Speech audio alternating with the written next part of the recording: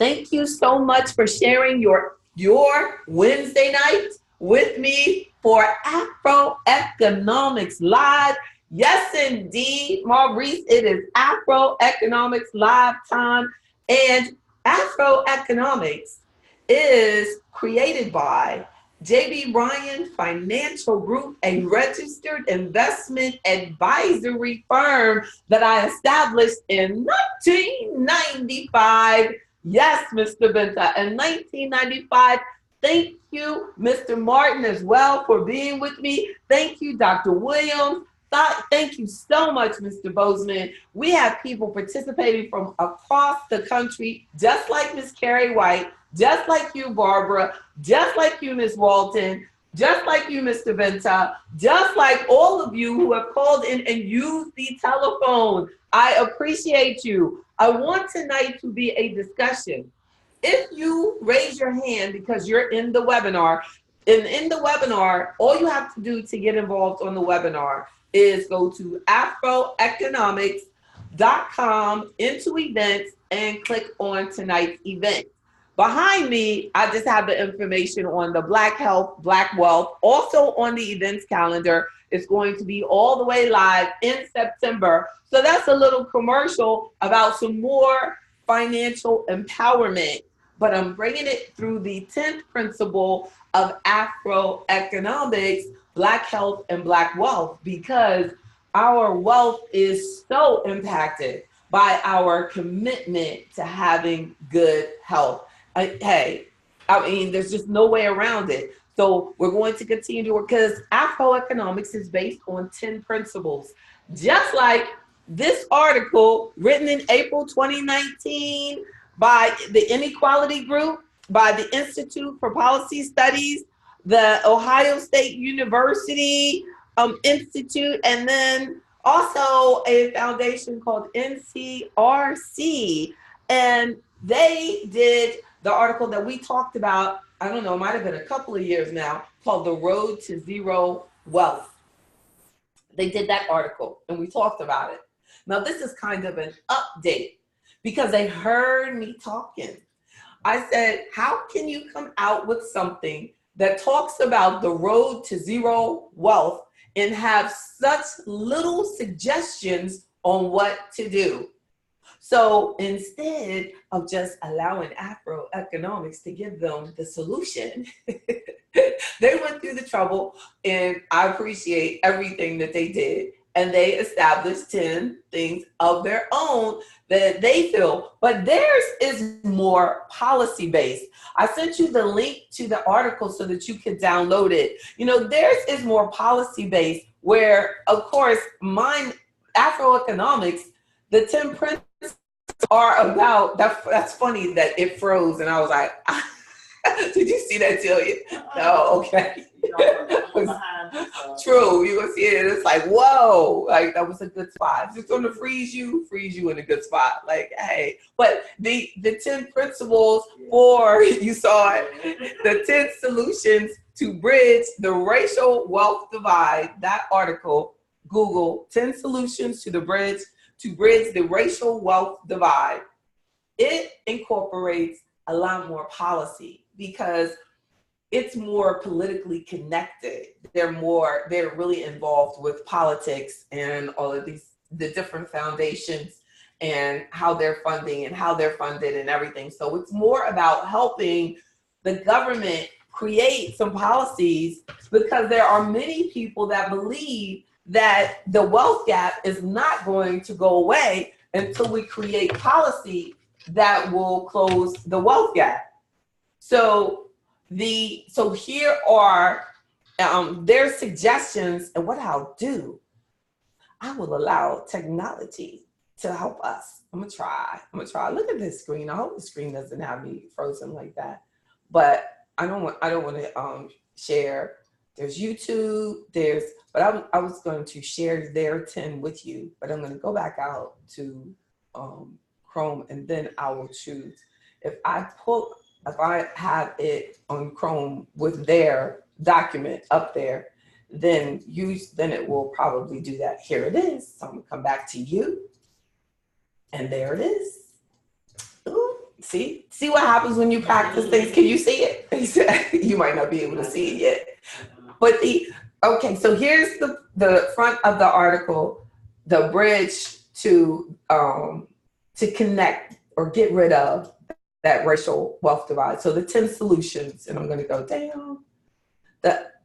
And I'm not going to leave this up there a lot, but because it's just a white page. But I just want to show you that it talks about baby bonds. And baby bonds, you'll see here, it's an idea. I don't know if you can see it. I'm going to try to highlight it, by Derek Hamilton. And Derek Hamilton, who is a co-author of this report, came out with this idea that the government should create baby bonds so that money is put away every time a child of color is born, and that it continues to be funded. Says baby bonds are federally managed accounts set up at the birth for children and endowed by the federal government with assets that will grow over time. When a child reaches adulthood, they can access these funds and use these assets for education or to purchase a home or to start a business. And then as a recent study shows that a baby bond program has the potential to reduce the current black-white wealth gap by more than 10-fold.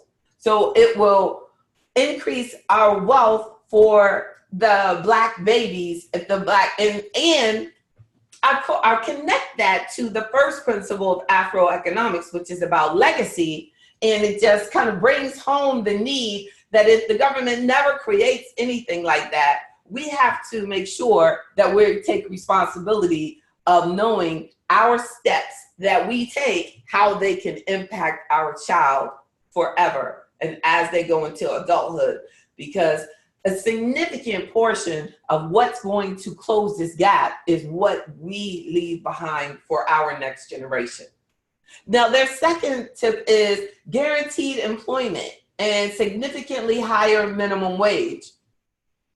So they want to set up a program where you will have, guaranteed employment, that the government will have to hire everyone. So of course, this is totally different.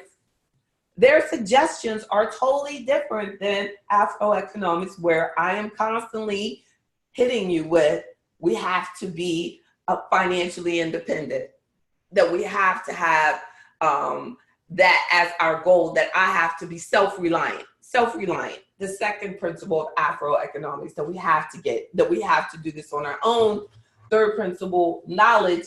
The more financial knowledge that we have will allow us to hopefully, because if these things don't happen, and I guess it's because they trust the government and that the government will do these things that we have, waited for lifetimes in the Black community. These things haven't happened. The 20 acres and a mule did not happen. So are you telling me, basically, in my opinion, this is another 20 acres and a mule idea, just made more complex, because it's more and more, we're asking them to do even more and more to close this gap. So I'm definitely closer to that. We have to do our individual. They have a thesis statement in this article that says, no matter what you do as individuals, the individual responsibility is not going to change this gap. So the wealth gap, where I feel that our individual responsibility will help us each as a group, because I feel that I am individually responsible for your success. So I feel that if our mentality grows of how I realize that my individual behavior impacts you greatly, and that if AfroEconomics continues to have the impact that it should, then more and more of us will realize that your individual behavior is significant, and it does make a difference, and it does impact that wealth gap. So their second point is to have guaranteed employment and a significantly higher minimum wage. We believe that. But their argument is that the federal job guarantee should provide universal job coverage for all adult Americans and eliminate involuntary unemployment? No.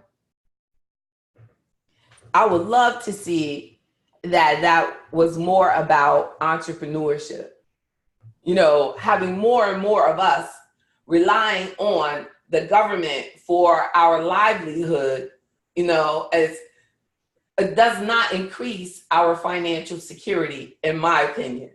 More and more of us building businesses that can be inherited, and our children will have a place that they can build, they can have an investment. I believe that the biggest part of the wealth gap in America is because we don't have our own businesses. So a person who has built a business over 20 years or 30 years and has the right capital, not enough of this is about capital for businesses for our community. We hire people that look like us. People hire people that look like them. So you build more businesses, then that Black unemployment rate, if we have more businesses, the Black unemployment rate will go down. So a third point that they have is they want to invest in affordable housing. I would share it with you again. I just don't want you to have to look at that a whole lot. So the third point, invest in affordable housing. Affordable housing remains out of reach for millions of families. Yes, indeed. A comprehensive approach like the American Housing and Economic Mobility Act is needed to ameliorate historical injustices in housing and to address the current crisis. So we do need to have more investment in affordable housing. But we also need to realize that there are so many housing subsidies now given to people who have homes. The fact that you can write off your mortgage interest is the government helping itself out, because the government wants you to buy the house to get the property taxes, to pay the property taxes. So they give you this incentive. So they give you that as an itemized deduction, knowing that the majority of people are taking the standard deduction, especially now. So it's definitely reducing that deductibility, and you have a maximum amount, and you have a reduction in the ability to write off second mortgages. So those of you who work with politicians, what did they do with this money? Now there's less of a subsidy for writing off the home interest, you know. So, you know, what are you doing, you know, with people not being able to write off like that much the homeowners interest? Like, where does that go? How do you help people with people not being able to write it off? I don't see how taking that deduction away from rich people really helped poor people. So the connection is just that, okay, yes, this new tax program, you know, has changed a lot of things, and people are paying more taxes in many situations for the wealthy. But how is that money, you know, coming back? So part of their challenge, I guess, has to be on how do we create this affordable housing? How do we get this done? How do they get it done? How do I get it? This is 3 out of 4 neighborhoods that were redlined are still low income, showing the long-term effect of this policy on cities. Perhaps the most direct way the bill works, it says perhaps the most direct the bill works to reduce the racial wealth divide is by including a provision that provides down payment assistance to first-time homebuyers living in formerly redlined or officially segregated areas. Okay, so I still don't see how the low down payment assistance for first-time homebuyers really helps the first-time homebuyer when they add on the PMI on it. So they're still covering themselves because they're charging you a higher interest rate because you don't have the down payment. So over time, we're paying more interest for the property. But definitely,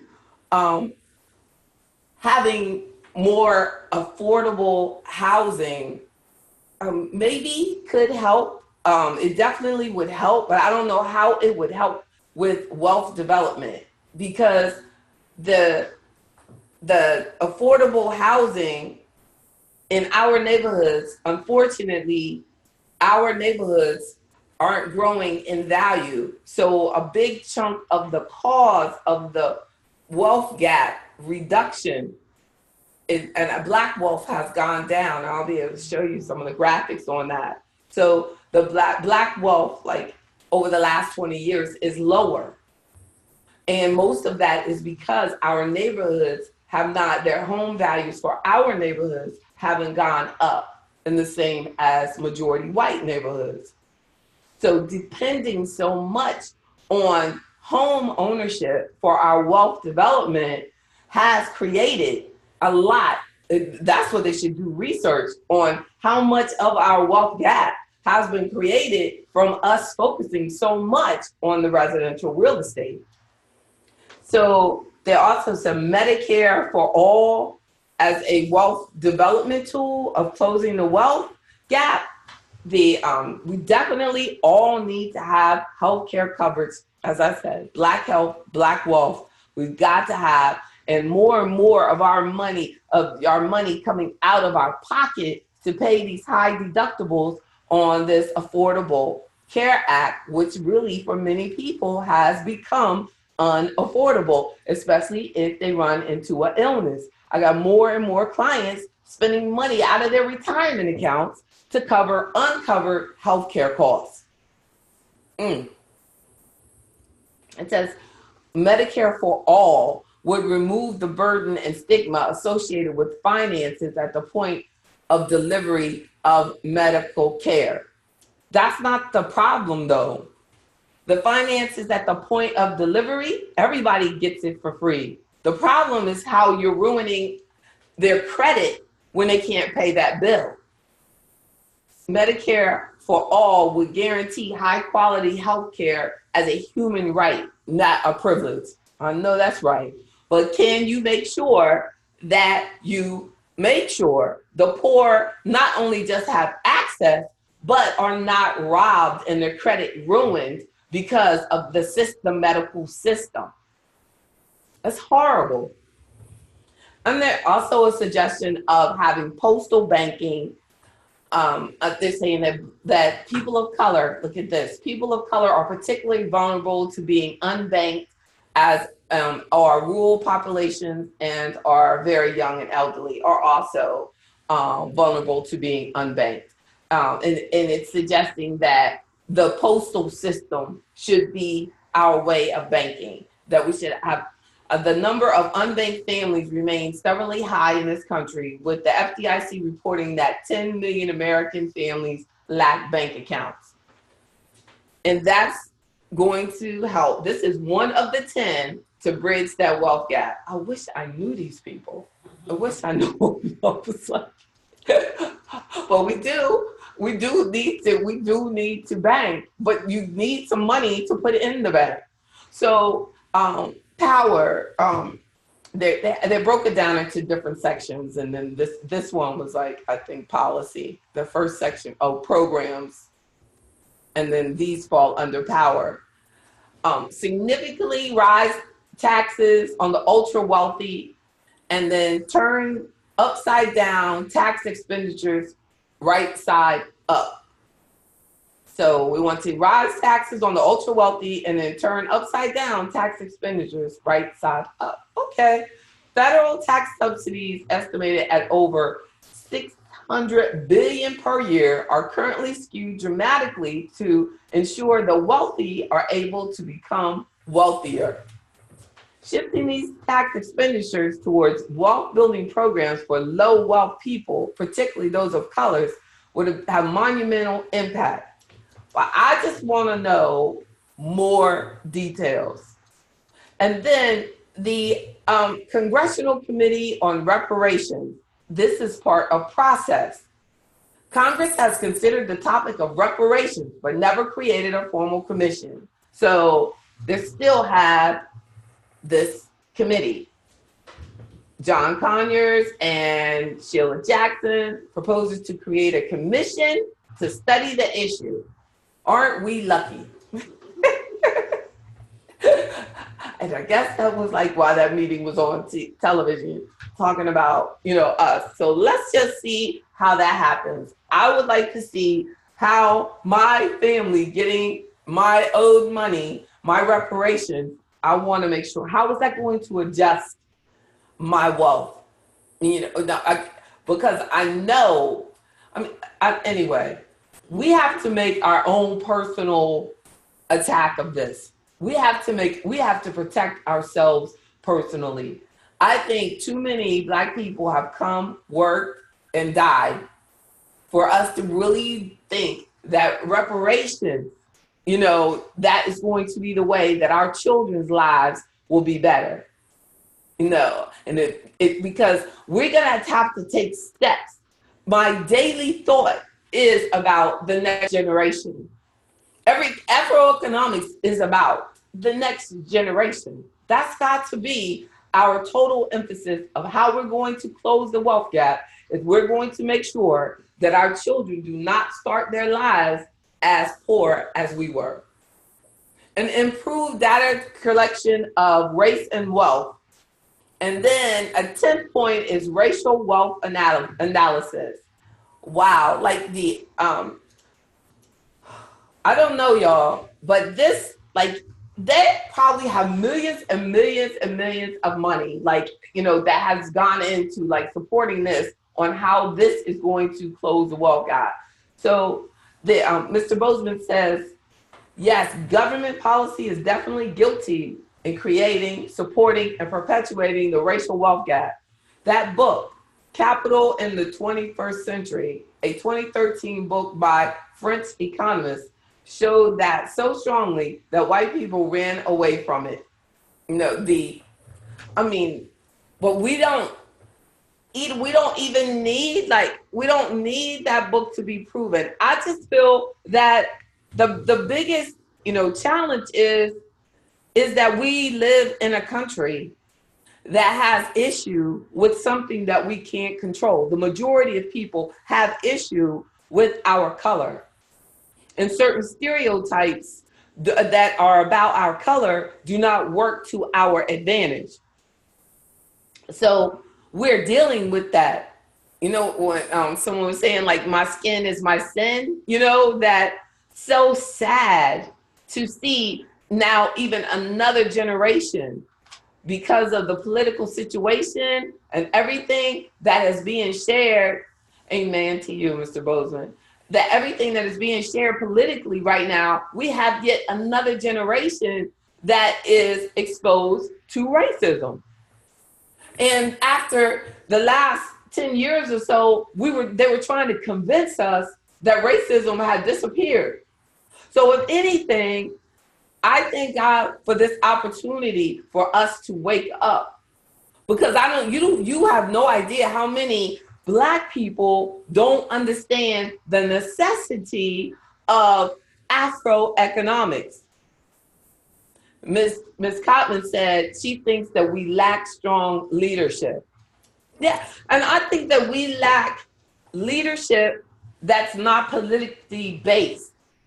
We lack business leadership, we lack spiritual leadership, and we have all of these political leaders that are paid to be obedient.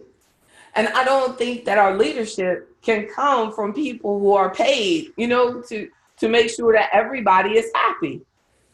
If our political leaders, and we have this, Black congressional group, and they don't even support Black politicians. You have Black political group, that Black congressional group, who had Black Democrats that were running that they did not support and help. So if they're not going to help the entire thing that they stand for, how would they be looking out for me as a Black business person?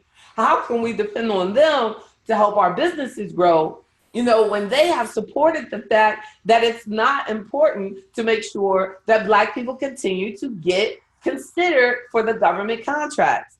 Less and less government contracts have gone to our businesses. Everybody keeps saying corporate America runs the world. So if corporate America is running the government, which everybody knows, lobbyist groups, then that is why it's so important for us to have a Black corporate America. If we don't build up our businesses, then we won't. So we don't, Mr. Bozeman says, we don't need another MLK. We need more like J.B. Bryan. Oh, we must rise from the grassroots and believe in ourselves as we learn from our own educated leaders. It's true. But the sad part is that most people cannot relate to what I do. Like, they can't relate to not having anything but still giving to our people.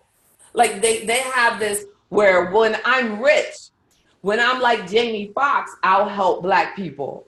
But see, if every Black person waits until they're as successful as Denzel, then there'll never be any more J.B. Bryans. You know, like, they think that they have to be a Beyonce and they have to be a Jay-Z. Like I have to believe that your listening to me is just as important as the new album by Beyonce, or even more, so that I can continue to reinvest everything that I make back into continuing to be able to do this. You know, if not, it's never going to change. So maybe over time, as I approach my 25th year in business, maybe it will convince someone. But unfortunately, the majority of Black people look at me and unfortunately and say, she works too hard. She works all the time. She's crazy to spend that money. Why would she do that stuff for free? And then, you know, because we've become accustomed to that we're supposed to be robbed. But we're not supposed to be robbed. We're supposed to be served. And my service, if I am able to make a living, that's how you do business. But we have to show that business is about service. We don't need, Ms. Common says, if we don't stand for something, we'll fall for anything. Yes, be more intentional with your efforts. Exactly. We have to be, just like you, Ms. Cotman, when you got involved in the high school in your area without even having a student there. And what you did made all the difference in the world to someone's life. Maybe not a million. We're not going to, maybe we won't get the million clicks. We won't get the million likes. We won't get the shares that we deserve, but we still have to continue to be committed to doing what our responsibility is to our people. No, I can't be mad at a president who makes a racist tweet if I'm not doing anything to help make my community stronger. One day I wanted to put up, do you hate Trump more than you love your own people? That's what bothers me. There's no energy in hating him, but there is everything in loving us so much that we build us up so that when somebody considers saying something like that out their mouth, they'll think twice about it. When you can say something like that, like if you see somebody, just say it's somebody in your family, and they say something disrespectful to you, we don't get angry. I know I don't. I don't get angry. I wonder, what did I do that made you think you can speak to me that way? What did I do? I become more accountable. That's what we need to do about how his ignorance is. We need to be taking steps, like even at work. When they disrespect you and you don't get the raise, you know what I mean? It's because you've allowed them to do that. When they don't carry you the way that you deserve to be treated, it's because we allowed that to do that. When these guys come out with this information and it says this is going to close the wealth gap, you know, and And it's about one thing says we need, but nothing says that we deserve to have our own businesses, not on the 10. That you can skip everything else, and you can say you need to capitalize. They need to have, even if the reparations, you can say reparations need to go directly to entrepreneurs, to programs that will build our businesses. I was saying about the brother that made the commitment to pay off those government loans for those students. I wish that he had said, I'm going to put everybody in business like me. Everybody in this room who sends me their business plan, tells me how they're going to run their business, I'm going to give you $50,000. $50, that's about the average loan they had. $50,000 to start your own business. Do you know how far that I would be? I had barely $50 when I started my business. $50,000? Capital is everything. Dr. Williams said, Beyonce's got nothing on you, JB. They were bringing the knowledge. Yes, we are, Dr. Williams. We are bringing the knowledge. That Mr. Bozeman says we need to value the incredible power and wisdom of those who have studied and learned how to operate in this confusing landscape of the financial system that will uplift us and lead us to freedom today and in the future. We need to own businesses that hire Black people. We recirculate our money back into our community. Exactly. Even if you are a Black business and you hire us and you hire majority people as well, you have Black and white employees. Do you see the contribution that we're making to the planet? We have to do this. You have to. As in my section of the book where it's about education and it was about employment and it's about just make sure that you read the book. But I was referring to, and this is the workbook, but I was referring to how you have a responsibility when Dr. Williams goes to work. He has a responsibility to me. And he especially has a responsibility to the other Black men that are coming behind him. You know? Because we are representing everything. You're everything. That's all that they see. This is all that they see. Yes. And Prince says, enjoying. I think we have to be willing to sacrifice, stop expecting instant gratification, curb our appetites for consumption of things that we really don't need. In the first, totally agree. In the first article that they wrote about the road to zero wealth, they had a section in there about where we spend our money. And it blatantly showed that our assets were more consumer product driven. So to say that it wouldn't make a difference if we had learned that we need to buy assets that accumulate and increase in value versus putting our things into consumer goods like the TVs, he was hitting it. They were hitting it hard on the reality of what is causing this. Now, because the political environment is different, they're coming back with, oh, but the problem is the policy. You know, this is what we need. Yes, it is institutional. The leaving us out and the lack of progress for us is institutional. The change, I feel, is from my individual responsibility to change the institution. My individual responsibility so that when we're looked at as a group, we're all contributing to this society. I believe if you say you want to make America great, you cannot do that without me. I believe I make America great. And they all should feel that way. Everybody should feel that way. I shouldn't feel, my politician, I want you to say, you are correct.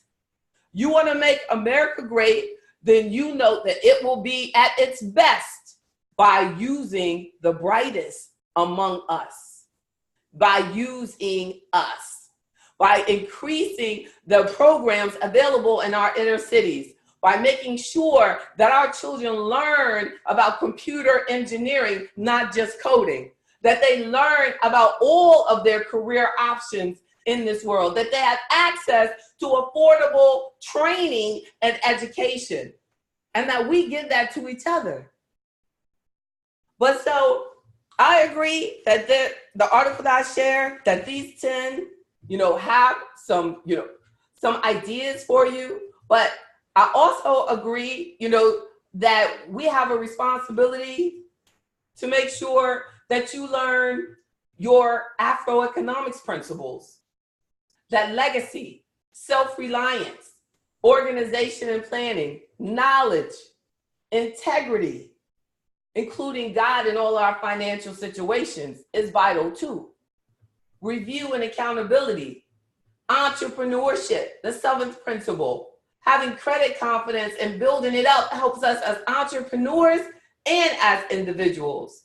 Being determined and not giving up is the 9th principle. And Black health and Black wealth, accepting my personal responsibility for making sure. They're saying that even though we represent like 14% of the population, they have looked at the numbers and they project that there are going to be more Black people on disability than any other population, like in the next 10 years. Someone that was disabled was sending that in, and they were just saying about Black health and Black wealth is so important. We don't want to be. We don't want to be. We cannot allow the system to continue to break us on all these levels. We got to fight back. We have to. So be the best that you can be. But that's today's discussion, y'all. We'll have our members only meeting on Friday morning. I hope you can participate. I appreciate y'all so much. But I hope that this makes sense, that I'm saying that there's a war between us depending on policy and you doing it for yourself. There's not really a war, but there's a conflict. I think we need both. But until then, let's do AfroEconomics and let's make this thing work for us. That's all I'm saying. Let's do it. Let's take individual responsibility for our families. Y'all got this. Thank you. God bless y'all. Please encourage your friends. I will have this on YouTube before the end of the night. I will not lay down without posting this. God bless y'all.